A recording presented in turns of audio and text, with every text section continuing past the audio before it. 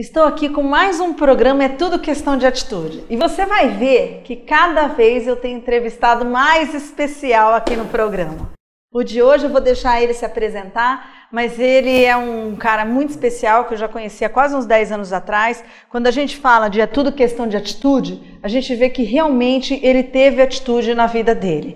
Ele trabalha com dependência química para mulher, trabalha com a área cultural, por um acaso é filho da Irene Ravache, aquela atriz global, então desde pequeno teve muito envolvido no mundo cultural, no mundo das artes, é produtor de teatro, olha, isso é tudo, hein, Irã? Como é que você consegue? Obrigada de estar aqui, viu? Prazer é meu, Sandra, estar aqui com você, mas eu fico falando para as pessoas que eu conheço Sandra há 10 anos, a Sandra está com o mesmo gosto, com a mesma cara, parabéns. Isso é uma questão de atitude. Também. Só um pouco mais gordinha, né? Imagina, nós é que estamos aqui envelhecendo, mas você não envelhece, Sandra. E em termos de questão de atitude, eu conheço Sandra há muito tempo, há muitos anos, e parabéns, Sandra, a sua caminhada desde o projeto com o Padre Haroldo, no seu início, passando por captações, mundo empresarial e principalmente agora com a literatura para os picurrichos, para a turma pequena. Bate de encontro algumas atitudes que eu acredito. Eu trabalho com dependência química no universo da dependência química desde 96 e uma das minhas preocupações eternas foi sempre a prevenção primária. Eu fico pensando, é fácil a gente falar a respeito dos problemas quando eles já existem, é fácil a gente cuidar de quem já está sofrendo, fácil que eu quero dizer assim, está claro, está exposto, né? A pessoa está sofrendo, o problema existe, mas a prevenção primária, trabalhar com a turma de 9 anos, 7... Desde pequenininho, né? É lógico, porque desde pequenininho eu escuto, eu vejo, eu tenho registro, eu entendo o que a minha mãe está falando, o que meu pai está chegando essa hora, por que a minha mãe está triste, nervosa com a questão do meu pai, se comportando desse jeito, o meu irmão mais velho, por que a minha mãe está sempre brigando. Então tem uma série de registros que na prevenção primária é onde eu vou poder falar. Pô, você vai beber? Mas se você beber demais vai acontecer isso. Você vai fumar? Se você fumar demais, pode ser que você tenha esse problema. Na minha época, Sandra, eu não tive esse tipo de informação. Não foi um erro da Dona Irene. Era a cultura da Dona Irene. Inclusive, fumava-se, né? As pessoas fumavam. Na minha casa tinha cinzeiro e a caixa com cigarro. Era chique. Você, oi, tudo bem? Lembra? Com a nossa família, não era assim? Oi, vem aqui, quer um cigarro?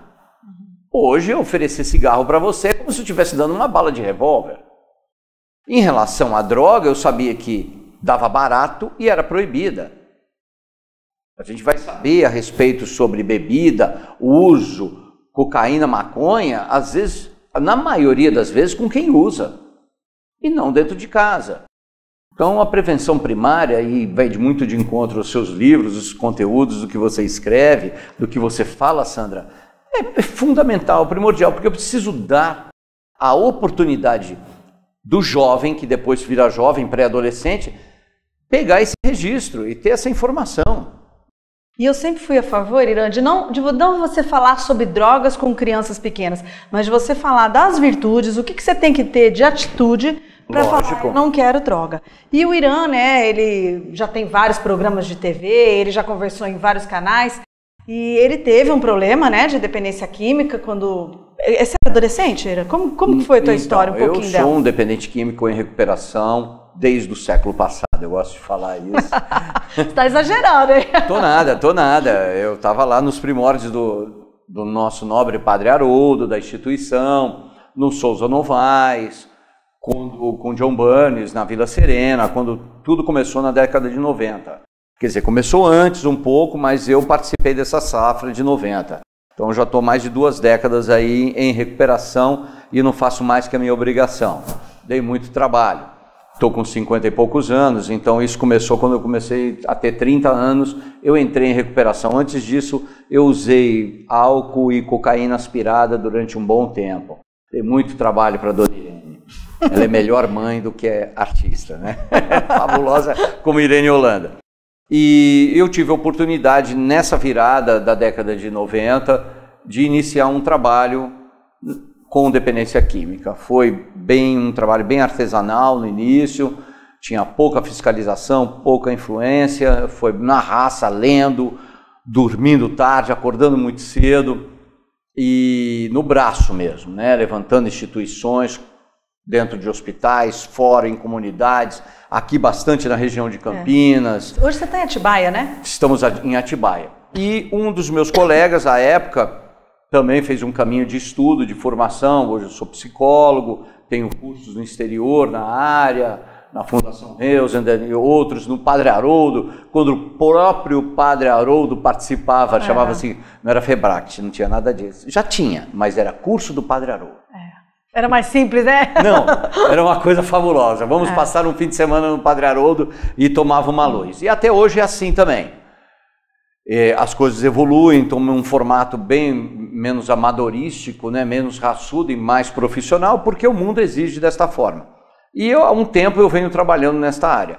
Trabalhei muito com homens e mulheres, trabalhei na Greenwood, tenho orgulho de falar dos lugares que eu trabalhei, na Carpe Diem, na Greenwood. No Padre Haroldo eu tive participações como palestrante, como depoimento, nos shows novais, e em 2012 recebi um convite do psicólogo Silvio Gonçalves, que conhece Padre Haroldo, conhece toda a turma de Campinas, para trabalhar na clínica Vale Verde, em Atibaia. Uma unidade de tratamento, uma comunidade de tratamento com todo o aparelhamento multidisciplinar, sistêmico, voltado exclusivamente para o cuidado da mulher.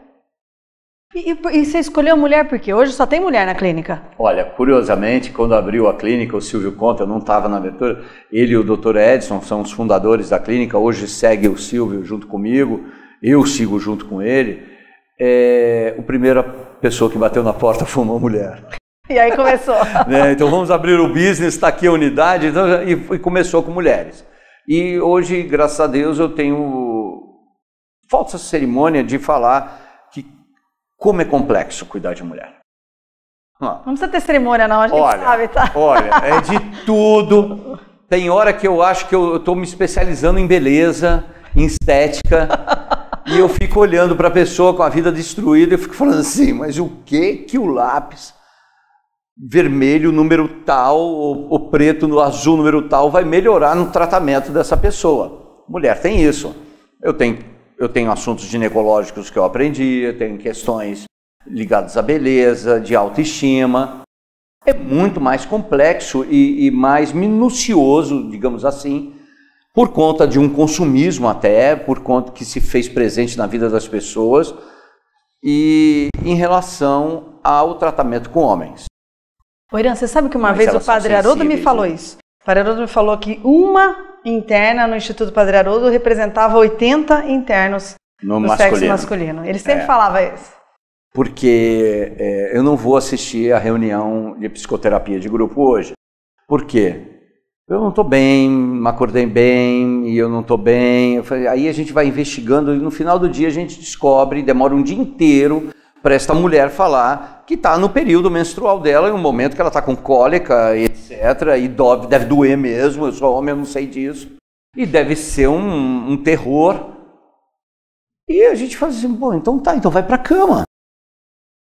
Aí eu começo a fazer uma relação no mundo corporativo, no mundo hoje, né, de dragões e leões, essa aldeia aí onde você tem que ser o melhor. Como é eu ligar para o meu patrão e falar assim, eu não vou trabalhar hoje porque eu estou com cólica. Mas eu tenho essa cólica todo mês e eu nunca cuidei. Então, tanto para o homem e para a mulher, isso não muda. A saúde vem em último lugar. Ok, eu vou me tratar, mas eu quero saber que vaso que eu vou ter, que celular eu vou ter. Se você, mãe ou pai, família, que eu desonrei, maltratei e não enxerguei, hoje, porque eu estou indo me tratar meio voluntário, vamos dizer assim, mais ou menos voluntário, eu quero saber o que você vai fazer por mim para eu me tratar. Inverter o valor. A família tem que estar muito envolvida, né? Muito envolvida. Senão e a família fala assim, eu vou cuidar de você, mulher, eu vou dar de novo a chance de você se cuidar e eu ainda tenho que te dar muita coisa. Eu ainda sou culpado. A gente briga e discute isso e argumenta isso com os nossos clientes que estão em tratamento na Vale Verde, em Atibaia, porque primeiro eu quero ter para ser. Na verdade eu não sou, eu estou completamente falido espiritualmente, falida biologicamente, com a minha saúde em frangalhos, entendeu? Completamente avariada, e eu preciso ter tudo isso, inclusive minhas maquiagens, minhas roupas, o meu cabelo, eu preciso fazer meu cabelo, senão eu não vou entrar em recuperação.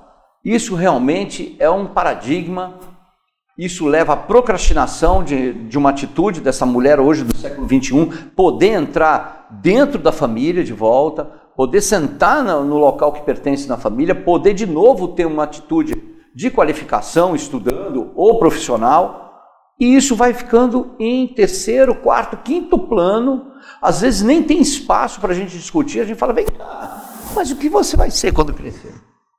O que está acontecendo? Nós vamos ter que ir para uma dificuldade que a gente tem com mulheres em tratamento.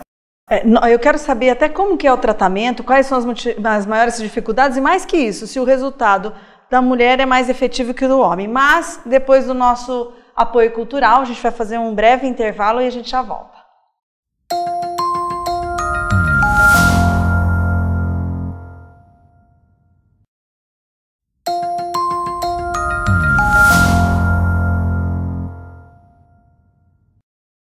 Estamos aqui de volta com o programa É Tudo Questão de Atitude. E entrevistar o Irã é um desafio, porque já passou voando os nossos 15 minutos, Irã.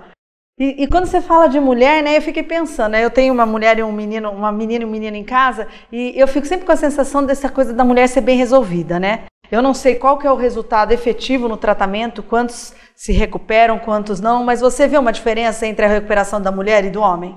Vejo sim. Um é do sexo feminino, outro é do masculino. Ponto final, acabou aí a diferença. Não tem outra diferença, tá? Tem pequenas particularidades. Claro, vai rolar um futebol à tarde e na clínica feminina às vezes rola uma bola, mais 5 minutos. Com os homens rola o futebol e há uma guerra, né? Épica. E com a mulher rola uma bola e todo mundo ri e brinca.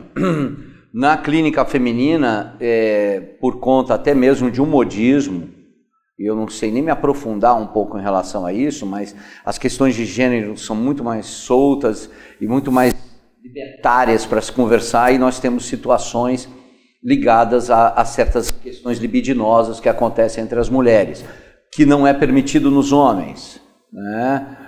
Estávamos conversando nos bastidores a necessidade até de abrir uma clínica LGBT, que ia ser um grande sucesso, porque é o assunto em pauta aí há algum tempo já. E é um mercado. E com as mulheres tem essas particularidades. O tratamento é igual. A dependência química, ela não vê sexo, idade, questão social, econômica, ela não quer saber se é homem ou mulher. Quando nós conseguimos aprofundar questões psicológicas, emocionais, de relacionamento familiar, questões de maternidade, né? Dentro da clínica já fizemos até parto, né? Já fizemos pré-natal, parto não, parto foi no hospital. Mas não, mas em relação ao compromisso com as mulheres, do resultado. Então, assim, vou chegar nesse ponto já. Nessa situação é igual para todos. Tanto fica deprimido, as questões são bem profundas, tanto para homem como mulher. Eu vejo, até mesmo pela quantidade de clínica masculina, o resultado está sempre maior com a recuperação dos homens, por conta de uma quantidade de unidades masculinas. Mas se você for pegar num universo entre duas instituições, está sempre com 35%, 40%. O problema não está na internação. Vamos lembrar que a internação fechada ou semi-fechada, com participação da família, que é a nossa proposta o tempo todo lá, humanizada, é só uma emergência, é só um pronto-socorro. O tratamento, ele começa desde o dia que você opta por mudar um pouco os seus hábitos de vida, não ser mais instruído e cuidar da sua saúde, desde o dia 1 até não parar mais, porque não tem cura, é um tratamento crônico, é um tratamento cronificado, onde melhora ou de piora, é pontual. Você tem uma série de curas envolvidas no periférico, mas a essência da personalidade tem que estar vigiada o tempo todo. Por isso que a gente fala de uma doença incurável, progressiva, de terminação fatal, porém tratável, né? Que retorna. Com as mulheres o índice é muito bom, porque a mulher tem o compromisso com a maternidade, com o lar, com a família, muito mais forte, enraizado do que o homem. Que o homem vai, então eu vou me tratar e vou morar na Austrália. A mulher não tem isso, a mulher tem um outro paradigma de voltar para a família, de constituir família, de trabalhar e ter família e ser mãe. Olha quantas funções. O homem não, o homem, então eu tenho a minha função, tem toda essa questão cultural que fortalece a mulher, mas traz uma série de responsabilidades para esta mulher, para essa própria mulher. Eu costumo dizer que lá na Vale Verde, eu vou escrever um livro ainda, e você vai me chamar aqui de novo para falar sobre a doença da preguiça, né? Desse pecado capital, desta questão como dizia minha avó, do braço curto. Isso pega todas as mulheres e todos os homens em igual. Tem um culto à facilitação. Coitadinha, ela não pode. Coitadinha, ela não pode sofrer. Vítima, coitadinha, né? Ela não pode sofrer, não. Ninguém pode sofrer. Não pode sentir. E isso impede, em muitas partes, porque uma mulher tem uma atitude com as questões dela, tanto na vida dela, em todos os aspectos. É muito triste esse ponto de vista. A equipe multidisciplinar que trabalha na Vale Verde tem que estar o tempo todo se recuperando, se organizando, porque é delicado, a gente fica muito frustrado em grande parte. Irã, a gente poderia ficar até o final do programa falando de tratamento feminino, você tem um conhecimento vasto, entende muito desse negócio, mas eu acho que a gente poderia falar também para os telespectadores esse teu lado cultural artístico, né, que ele foi criado num ambiente com a mãe, a Irene Ravache, que está ligada à Rede Globo, está ligada ao mundo artístico, e uma vez ele me convidou para assistir uma peça teatral, muito interessante, mas como a gente está falando de dependência química, eu vou pedir para você falar da outra peça teatral, do ainda, do agora e do depois. Queria saber se foi criação tua, o que significa essas peças teatrais, porque realmente transforma, inclusive, quem tem problema com dependência química, né? Na década passada, o ator, diretor e autor, produtor José Scavazini me procurou e falou assim, olha, eu trabalhei com a sua mãe no Caixa 2, do Antônio Hermílio de Moraes, eu fui assistente de produção, e eu tenho um texto aqui do Paraná, da Gilda Elisa, e começou uma grande parceria com esse homem de teatro, de tablado, que é o Zé Scavazini. Montamos um espetáculo chamado Ainda, né? Não tem aquela frase, se você ainda não matou a tua mãe, continua usando que você ainda vai matar. Se você... Foi inspirado nisso. É uma brincadeira, um slogan que tem dentro da área de dependência química, e montamos uma trilogia. Ainda está usando 4 atores, direção do Marcos Caruso, tivemos patrocínio de Lei Rouanet, leis de incentivo do governo, e fizemos espetáculos de graça, e acontece isso desde 2007. Ainda acontece? Ainda acontece, o ainda. E na trilogia tem o agora, são os mesmos atores, com outros personagens, dentro de uma instituição, o agora ligado ao só por hoje. A filosofia de Narcóticos Anônimos, Alcoólicos Anônimos, só por hoje, que fala que eu vou fazer a mudança hoje para ter consequências e ganhar frutos depois. Eu quero parar hoje. Hoje é um bom dia para eu não usar.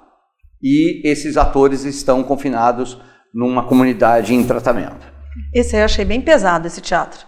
Esse teatro agora, né? É forte, ele é firme. E o projeto é muito bacana porque vai em cidades, vai em escolas e depois tem debates. Depois de 50 minutos de peça. E dentro da trilogia vai sair agora o depois, que é a pessoa em recuperação. Ela já usou, já se tratou e agora está em recuperação. E dentro da tua área queremos inclusive fazer o antes. Olha, que é aqui os que bacana! Que é para a prevenção primária, ou seja, antes dela usar. Então é um circuito. Porque a arte, eu venho de teatro, de cinema, de televisão, por conta da minha mãe, desde a década de 80, eu trabalhando com isso. E enverderei para esse caminho da cultura e também entrei em recuperação e comecei a trabalhar na área de dependência química e juntei as coisas. Falta informação ao público, falta divulgação a respeito da patologia, que não é uma questão moral, é uma questão clínica, inclusive de uma doença que provoca mudanças de comportamento em todas as ordens, concretas, espirituais, de relacionamento.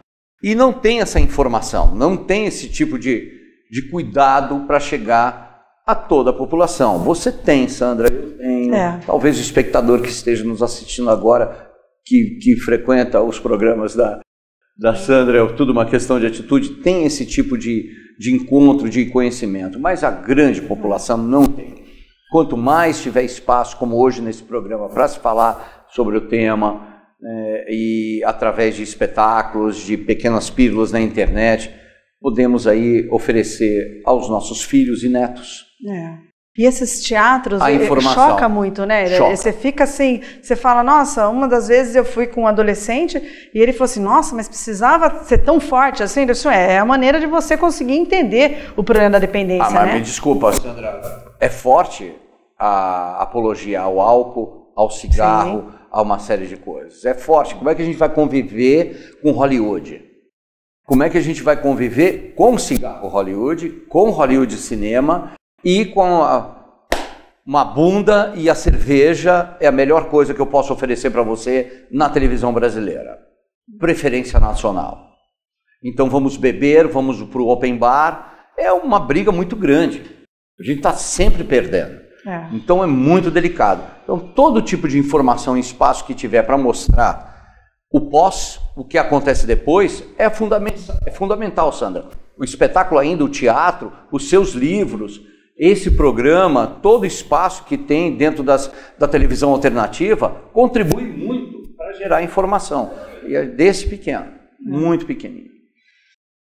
Delícia falar com você, meu Deus do céu, eu ficaria muito mais. Eu gostaria então de ter um tempo de poder falar da Clínica Vale Verde, que fica em Atibaia. Sim, antes de você falar, não fique só nesse programa, procure sobre o Irã Ravache, procure sobre essas peças teatrais, sobre a clínica, tem muito conteúdo aí para você ir adiante dessa informação da dependência química, de como se tratar, de como não entrar nesse mundo. Fica à vontade. clinicavaleverde.com.br, telefone é 4412-0644. Queremos ajudar a mulher do século XXI a ter qualidade de vida, um ambiente digno e saudável. É isso a nossa proposta. Perfeito, vai estar aí na tela. Não só dependência química, como outras comorbidades, né? Então a gente coloca esse telefone na tela. A saúde mental está muito delicada, né, Sandra? Não, tá sim, tá sim. Você trabalha com isso há muitos anos. E a gente tem que divulgar o que resolve, né, Irã? Claro. Eu vejo o Padre Haroldo no Instituto, vocês lá no Vale Verde, a gente tem que divulgar o que resolve. Muito obrigada pela sua presença aqui no programa e eu te espero no próximo, hein? Até lá!